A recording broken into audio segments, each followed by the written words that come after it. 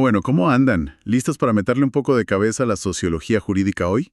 ¿Qué tal? Sí, hoy toca un tema interesante. Hoy nos vamos a meter en una etapa que, miren, tiene su complejidad, pero es fundamental. La sociología sistemática del derecho. Así es. Es como el momento en que la disciplina dice, bueno, basta de mirar solo casitos sueltos. Vamos a armar la teoría grande. Claro, después de una fase quizás más descriptiva, más de juntar datos, acá se busca entender las estructuras, los sistemas, digamos el esqueleto que conecta el derecho con la sociedad de una forma más profunda. Exacto. Entender cómo funciona el motor, no solo ver el auto andando. Sí, ya sé. Cuando uno escucha sistemática, estructuras, teoría, a veces piensa, qué tema denso, ¿no? Como esos manuales que te sirven más para dormir que para estudiar. Ah, sí, puede sonar un poco árido. Bueno, de mate si quieren, que una clase magistral de esas soporíferas. La idea es desentrañar un poco el pensamiento de dos figuras centrales de este periodo, más o menos la primera mitad del siglo XX. Por un lado, el alemán Theodor Geiger. Ah, Geiger, el que le quiso meter números al derecho, ¿no? Ese mismo. Una visión bastante particular, casi matemática. Y por otro, el ruso que terminó en Francia, Georges Groovich. Un defensor a ultranza de la idea de que el derecho, bueno, nace en muchos más lugares de los que solemos pensar. Exacto. La misión de hoy es entender cómo esos dos autores, cada una por su lado, ayudaron a consolidar la sociología jurídica como un campo con peso teórico propio. Claro, ya no era solo miren este juicio o miren esta costumbre, sino armar modelos para explicar cómo y por qué el derecho funciona, o a veces no funciona. En el mundo real, ¿viste? Bien, ¿qué les parece si arrancamos por Geiger? Theodor Geiger, este académico alemán que, tuvo que irse de Alemania por el nazismo. Sí, una historia complicada. Terminó en Dinamarca, después en Suecia. Y este hombre tenía una idea, bastante original. Quiso aplicar una lógica casi matemática para entender el derecho. ¿Cómo es eso? Es que Geiger estaba medio obsesionado con la idea de una sociología formal del derecho. Buscaba encontrar patrones, estructuras lógicas, pero no en los libros de leyes, sino en el comportamiento jurídico real. O sea, en lo que la gente hace, en cómo se aplica la ley día a día. Tal cual. Su gran pregunta era, ¿podemos medir de alguna manera objetiva la eficacia de una norma? ¿Saber si realmente prende en la sociedad? Imagínense, resolver un conflicto con una fórmula. Suena medio a ciencia ficción jurídica, ¿no? Un poco, sí, pero él insistía en separar esta sociología formal, que fue donde puso toda la carne al asador, de una sociología cultural del derecho, que la mencionó pero quedó ahí, no la desarrolló mucho. De hecho, su obra principal sobre esto, Los estudios preliminares de sociología del derecho, él mismo decía que era solo la punta del iceberg, el comienzo de algo mucho más grande que tenía en mente. Ahora, lo interesante es su posición teórica. No era fácil encasillarlo, ¿viste? No era un positivista clásico de esos que dicen derecho es solo la ley del Estado y punto. Pero tampoco era un realista jurídico a ultranza, no. Tuvo sus cruces con la escuela de Usala, por ejemplo. Exacto, porque los realistas más extremos, digamos, veían muchos conceptos jurídicos tradicionales como derecho subjetivo, deber jurídico, casi como fantasmas, palabras vacías, pura metafísica, decían algunos. Como que no tenían un correlato real, tangible. Claro, Geiger, en cambio, no quería tirarlos a la basura. Su idea era más bien transformarlos, darles un significado real dentro de su esquema sociológico. Quería ver cómo funcionaban en la práctica, qué efecto tenían. Podremos decir, medio en broma, que era como un centrista jurídico, ¿no? Buscando el equilibrio. Algo así. Intentaba combinar el rigor conceptual con mirar qué pasaba en la sociedad. Ni solo la norma escrita, ni tirar toda la biblioteca por la ventana. Un equilibrio difícil. Y ponía mucho el foco en la racionalización, en entender el derecho que de verdad se aplica, tratando de limpiarlo de ideologías o valores que para él ensuciaban el análisis científico. A ver, si profundizamos un poquito en sus ideas clave, para que no sea un lío, Geiger arranca diciendo que el orden social nace porque dependemos unos de otros. Simple, necesitamos coordinarnos. Y para estudiar esto, propone una relación básica. Ciertas situaciones típicas, que él llama S, tienden a provocar ciertas conductas típicas, C. La fórmula base, S, C. Pone un ejemplo simple. A ver. S, entras a un kiosco y agarras una gaseosa. C, se espera que la pagues. Es una regularidad, una expectativa de conducta. Bien, antes de que haya una ley escrita, esta repetición C ante situaciones S es lo que Geiger llama hábito. Es la costumbre pura. La gente lo hace porque, bueno, porque sí, porque siempre se hizo así. Todavía no hay una sensación fuerte de tengo que hacerlo, ni una multa si no lo haces. Exacto. Acá viene el corazón de la idea de Geiger, lo más polémico y original. La relación entre la validez, G por Geltung en alemán, y la eficacia, W por Wirksamkeit. Ya, el famoso G igual a W. Bueno, casi. Geiger lanza una frase que dio para escribir ríos de tinta. Una norma es válida, sí, y solo en la medida en que es eficaz. A ver, ¿qué quiere decir eso concretamente? ¿Que la validez no depende solo de si la votó el Congreso y salió en el boletín oficial? Para Geiger, no. La validez real, la sociológica, depende de cuánto se cumple en la práctica, o alternativamente, de cuán seguido se sanciona si no la cumplís. O sea, si nadie le da bolilla a una ley o si nunca pasa nada si no la cumplís, para Geiger no es válida. O es menos válida. Él hasta intentó ponerle una fórmula, G igual a WN. La validez G sería igual a la eficacia, W, cuántas veces se cumple o se sanciona, dividida por el número total de situaciones N, donde debería aplicarse. Quería medir la validez con una calculadora. Un termómetro social de validez. Es una idea. Fuerte, ¿eh? Te obliga a mirar más allá del papel y ver qué pasa en la calle. Sin duda.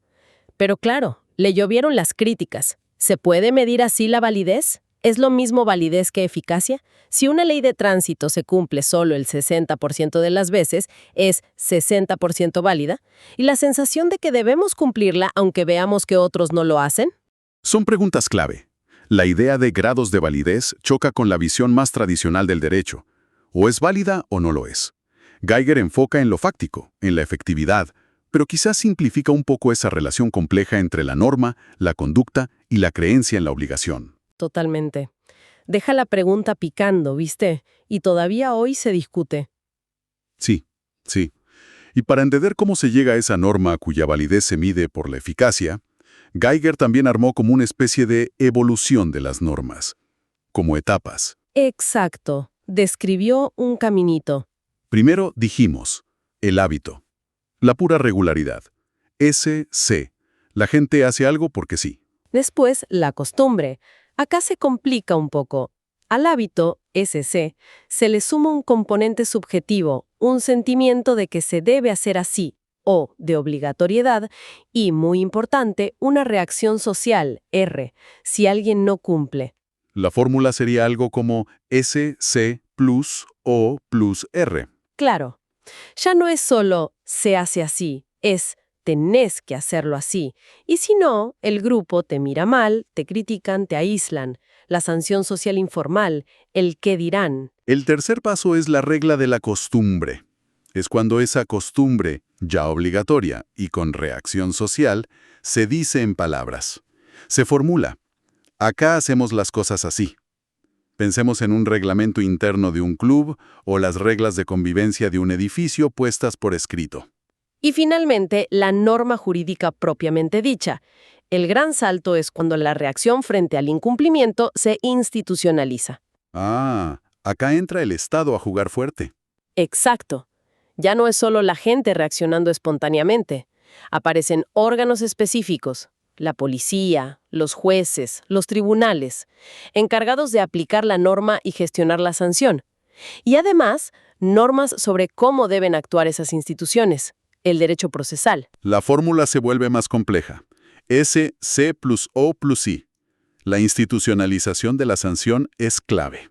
Redefine conceptos como deber jurídico y derecho subjetivo. No como ideas abstractas flotando en el aire. No, los ve como la propia validez obligatoriedad G de la norma, pero vista desde el sujeto.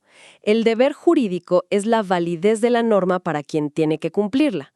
El derecho subjetivo es la validez de la norma para quien puede exigir que se cumpla. Les busca un anclaje en su sistema realista basado en la eficacia y la institucionalización. Le dio una vuelta de tuerca, digamos. Bueno, dejamos por un rato al señor de las fórmulas y la calculadora sociológica. Y nos vamos para Francia, aunque el origen sea ruso, Georges Gurvitch. Otro peso pesado de esta etapa sistemática, pero mamita, qué distinto. Sí, totalmente. Gurvitch es el gran teórico del pluralismo jurídico. Es casi la antítesis de la visión que reduce todo el derecho al Estado. Su punto de partida es casi una declaración de principios. Ojo, el derecho, así con mayúscula, no sale solamente del Estado. Brota, de manera espontánea, todo el tiempo, de las múltiples formas de sociabilidad. Sociabilidad. ¿Qué sería eso exactamente? Las distintas maneras en que las personas nos relacionamos, formamos grupos, interactuamos. La familia, el sindicato, el club de barrio, la comunidad online. Todo eso es sociabilidad. Y para Gurvitch, de ahí nace derecho. Se plantó fuerte contra el estatismo, la idea del monopolio estatal del derecho. Introduce un concepto clave: los hechos normativos. ¿Qué son? Son las fuentes reales, materiales del derecho. No la ley escrita en sí, sino las realidades sociales que tienen la capacidad de generar normas. O sea, ¿la forma en que se organiza una cooperativa puede ser un hecho normativo? Exactamente. O las prácticas comerciales de un sector, las reglas no escritas de una profesión. Cualquier forma de vida social organizada que genere sus propias reglas puede ser un hecho normativo, una fuente de derecho tan válida como la ley estatal para Gurvitch. ¡Qué interesante! Y esto se conecta con su idea de derecho social, ¿verdad? Tal cual. Para Gurvitch, este derecho social es el que emerge directamente de esas formas de sociabilidad más integradas, basadas en la comunidad, en el nosotros. A diferencia quizá del derecho más individualista que surge de relaciones de intercambio o de poder, su gran libro, Sociology of Law, explora justamente estas conexiones. Y si Geiger buscaba simplificar y medir, Gurvitch parece que se fue para el otro lado, ¿no? Desplegó una complejidad. ¡Uf! Impresionante. Construyó una tipología, una clasificación súper detallada, casi una taxonomía gigante. Relacionó distintos tipos de sociabilidad, desde las más efímeras hasta las más estables, desde grupos chiquitos hasta sociedades enteras, con tipos específicos de derecho, estructuras jurídicas, sistemas legales. El tipo no improvisaba, ¿eh? Montó una ingeniería jurídica y social completa. Sí, sí. Se le critica a veces, y con razón, que sus clasificaciones son medio laberínticas y el lenguaje a veces es muy abstracto. Parece que se entusiasmó clasificando todo lo que se movía. Se copó clasificando. Pero su intención era clara: mostrar la enorme riqueza y diversidad del fenómeno jurídico, que para él desbordaba totalmente los límites del derecho que sale del Estado. Quería hacer un mapa completo de todas esas fuentes de normas sociales. Para tratar de poner un poco de orden en ese universo Gurvitch, él mismo propuso organizar la sociología del derecho en 3 niveles o campos, que se conectan entre sí. Sí, una especie de trípode. El primer nivel es la sociología sistemática del derecho, que también llama microsociología jurídica. Micro. Sí, porque mira la relación más básica, fundamental. Cómo se conectan las distintas formas de sociabilidad, la manera en que nos relacionamos, con los tipos de derecho que generan. Por ejemplo, ¿qué reglas surgen de la competencia pura en el mercado versus las que surgen de una comunidad religiosa muy unida? Estudia esa conexión chiquita, micro, entre estructura social y norma. Bien. El segundo nivel. La sociología diferencial del derecho. Acá la mirada se amplía. Mira cómo se manifiesta el derecho ya en unidades sociales concretas. ¿Cómo sería? Por un lado, analiza las estructuras de derecho de los grupos particulares. La familia, el sindicato, la empresa, el municipio, incluso el Estado mismo, visto como un grupo más. Cada uno tendría su derecho interno, digamos. Y por otro lado, estudia los sistemas de derecho de las sociedades globales. La sociedad feudal, la capitalista, la socialista. Cada una tendría un sistema jurídico dominante que refleja su estructura general. Entiendo. ¿Y el tercero? Es la sociología genética del derecho, o macrosociología jurídica dinámica. Esta se enfoca en el cambio, en la evolución a lo largo del tiempo. ¿La historia del derecho pero desde la sociología? Algo así. Se pregunta, ¿cómo nacen, cómo cambian, cómo mueren los sistemas jurídicos? ¿Hay patrones en esas transformaciones? ¿Qué cosas influyen? Y distingue factores internos, la propia lógica del derecho, las contradicciones, y externos, la economía, la política, la religión, la tecnología. Es un esquema súper ambicioso, ¿no? Que intenta cubrir todo. La conexión micro entre sociedad y norma, cómo eso se ve en grupos y sociedades, y cómo evoluciona en el tiempo. Una verdadera cartografía sociojurídica. Totalmente. Un mapa muy complejo, pero que intenta dar cuenta de toda la realidad jurídica en su contexto social. Y hay un aspecto de Gurvich que me parece clave, muy ligado a su época, ¿no? Su defensa del pluralismo jurídico como algo esencial para la democracia. Fundamental. No hay que olvidar que Gurvich escribe y vive en plena época del ascenso de los totalitarismos, fascismo, nazismo, sistemas que querían exactamente lo contrario. Claro, querían que el Estado fuera todo, la única fuente de poder, la única fuente de derecho. Absorber toda la sociedad. Exacto. Y frente a esa amenaza del Estado totalitario, Gurvich levanta la bandera del pluralismo. Dice, no. La realidad social es mucho más rica, más compleja. No hay una única pirámide de normas con el Estado arriba controlando todo. Hay múltiples órdenes jurídicos que nacen de los grupos sociales, que conviven, a veces chocan, a veces colaboran. La soberanía del Estado tiene límites, dice él, límites que vienen de la propia sociedad. Tal cual. Y para él, la democracia política era el único sistema compatible con este pluralismo. Porque la democracia permite la libertad de asociarse, la autonomía de los grupos, la participación. Es el terreno fértil para que florezca ese derecho que nace desde abajo, espontáneamente. Veía una conexión inseparable entre sociedad plural y gobierno democrático. Sí, totalmente. Incluso lo llevó al campo económico. Vinculó esta idea con un tipo de socialismo democrático basado en la autogestión, la cooperación, no el socialismo de Estado hipercentralizado. Lo veía como la versión económica de esa democracia pluralista, muy ligado a su concepto de derecho social que nace de la integración comunitaria. Más allá de que sus clasificaciones sean densas o el lenguaje a veces abstracto, Sí que lo son. esta defensa militante del pluralismo jurídico frente a los totalitarismos de su tiempo le da una vigencia enorme, ¿no? Sin duda, nos recuerda que la concentración total del poder, incluido el poder de crear derecho, siempre es un peligro para la libertad. Es un mensaje que sigue resonando hoy. Bueno, hagamos una pausita para recapitular y ponerlos frente a frente, a estos dos gigantes de la sociología jurídica sistemática. Por un lado, Theodor Geiger. Con su búsqueda de la formalización, casi una mirada de ingeniero, ¿no? Obsesionado con la eficacia. ¿Cómo medimos si una norma funciona? Y su tesis fuerte. La validez depende de la eficacia, del cumplimiento real o la sanción efectiva. El foco en lo fáctico, lo observable. ¿Y en la otra esquina? George Gurvich, el campeón del pluralismo. Una mirada sociológica mucho más amplia, más radical. El derecho no es solo del Estado, nace por todos lados, de la diversidad de relaciones, de grupos.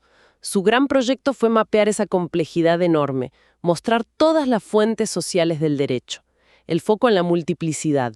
Ambos, aunque vengan de lugares muy distintos y usen herramientas diferentes, Muy diferentes. marcan un momento clave, el paso de mirar casos sueltos, de hacer encuestas, a construir teoría fuerte. Querían armar sistemas, modelos para pensar el derecho estructuralmente ligado a la sociedad. Exacto. Le dieron a la sociología jurídica un arsenal conceptual mucho más potente. Ayudaron a que se consolidara como un campo con identidad propia, no solo un anexo de la sociología general o del derecho dogmático. Pusieron bases teóricas importantes para todo lo que vino después. Si lo pensamos bien, en el fondo, Geiger y Gurvich nos dan como dos lentes distintas, pero quizá no excluyentes para mirar el derecho en sociedad. Uno parece que se acerca con una regla, una calculadora. Quiere medir, cuantificar, buscar la regularidad, la eficacia palpable. Busca la certeza en la conducta observable. Y el otro se acerca con una lupa de sociólogo, casi un microscopio, tratando de captar toda la diversidad, la efervescencia, la pluralidad de formas en que las normas nacen y viven en el tejido social, mucho más allá de los códigos y las sentencias. Busca entender la riqueza de la vida social como fábrica de normas. Y tal vez la reflexión que nos queda picando, ¿no? sobre todo para quienes están estudiando derecho o ya lo ejercen, es justamente esa necesidad de poder usar las dos lentes. Por un lado, hay que entender la lógica interna del sistema legal, las normas formales, la estructura, eso que a Geiger le preocupaba en términos de eficacia. Pero por otro lado, no podemos ser ingenuos y creer que el derecho termina ahí. Tenemos que ser conscientes, como insistía Gurbich, de que esas normas viven en una sociedad que bulle, llena de grupos con sus propias reglas, intereses, conflictos. El derecho está en el boletín oficial, sí, pero también está en la costumbre del barrio, en los pactos de caballeros de un negocio, en las reglas que nacen en Internet, en las luchas por nuevos derechos. Quizás el gran desafío, el desafío permanente para un jurista, es cómo conectar esos dos mundos. ¿Cómo hacer dialogar esa lógica más formal del derecho estatal, esa búsqueda de eficacia tipo Geiger, con la realidad social plural, cambiante, a veces caótica, de donde brotan normas sin parar, como decía Gurbich? ¿Cómo hacer dialogar la ley con la vida? ¡Uf! Es la pregunta del millón, ¿no? Y me parece que sigue tan vigente hoy como en la época de estos dos señores. Una pregunta que no tiene respuesta fácil. Totalmente de acuerdo. Es la tensión creativa que define gran parte de lo que hacemos. Bueno, gente, por hoy vamos cerrando esta charla. Un viaje por dos pensadores que nos obligan a mirar el derecho con otros ojos, ojos más sociológicos, ya sea midiendo su impacto real o explorando sus raíces más profundas en la sociedad. Da para seguir pensando, ¿no? Uf, sí. Material hay de sobra. Nos encontramos en la próxima.